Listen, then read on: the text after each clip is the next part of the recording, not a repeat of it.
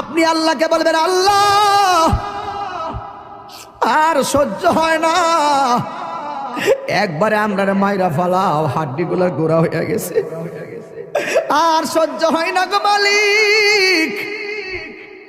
এই হলো বেনামাজির কবরের মাটির আযাব। এখন বলবেন মাটি কেন চাপা দিব, তার রহস্য কি শুনে যান। এই মাটির উপরে চইল আল্লাহ কয় মিনহা খলাকনাকুম, এই মাটি দিয়ে তোমাকে সৃজন করা হয়েছে, ওয়া ফিহা নুঈদুকুম, এই মাটিতেই তোমাকে দাফন করা হবে। মাটি কেন চাপা দিবে জানোনি? এই মাটির উপরে চলে চলে তুমি আল্লাহর সঙ্গে নাফরমানি করেছো, এই জন্য মাটি তোমাকে চাপা দিয়ে মাটি প্রতিশোধ নিবে। এই জন্য যুবক, রাত্রে গুনাহ করতে গেলে খেয়াল কইরো কবর আযাবের কথা, উপেনে গুনাহ করতে গেলে আল্লাহর কথা চিন্তা কইরো। কেউ জানে না, একজন জানে সব কথা, জবানটা খুলে বলুন তিনি কে। বেনামাজির জন্য প্রথম শাস্তি হলো কবরের মাটির চাপ। এখন বলবেন হুজুর 2 নম্বর শাস্তি কি?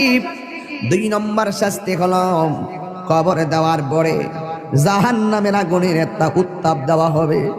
এই উত্তাপটা দুনিয়ার আগুনের 70 গুণ বেশি তাপ হবে। আল্লাহরে বলবো, আল্লাহ আর সহ্য হয় না, বাঁচাও। কিন্তু ওই জায়গার মধ্যে আগুন নিভাবার কোনো ফায়ার সার্ভিস নাই। এই মুহূর্তে তাহিরের উপরে যদি আক্রমণ আসে, কিছু লোক হলেও আপনারা আমার পক্ষে কথা বলবেন। খলিল সাহেবের উপরে আক্রমণ আসলে কিছু লোক হলেও আপনারা কথা বলবেন। বাড়ি ওরা যদি একটা বংশের নাম কোনচান দিয়ে চেয়ারম্যান সাহেব, চেয়ারম্যান সাহেবের বাড়িতে যদি আগুন লাগে, বা আমার বাড়িতে আগুন লাগলে পাশের বাড়ির মানুষকে আগুন নিভাতে যাবে না ভাই? যাবে না? যাবে না?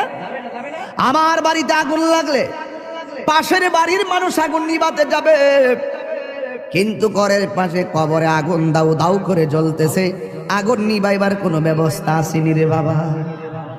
এই জন্য বেনামাজির কবরে আগুন ধরে দিবে, অবস্থা ভয়াবহ হবে।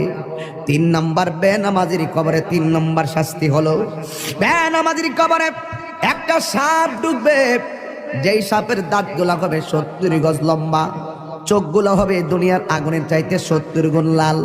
ওই সাপটার মাথায় থাকবে মহিলাদের চুলের গোছার মতন চুল। ওই সাপের গায়ের মধ্যে দুর্গন্ধ থাকবে। আমরা একটা সাপের দুর্গন্ধ সহ্য করতে পারি না, নাকে ধরে যায়, লাশের গন্ধ সহ্য করতে পারি না। কিন্তু ওই সাপের গায়ের মধ্যে এমন দুর্গন্ধ থাকবে গো, এই সাপের দুর্গন্ধ যদি কাহারো নাকের মধ্যে লাগতো, ওই মানুষটা কলেরা হইয়া সাথে সাথে মারা যাইতো।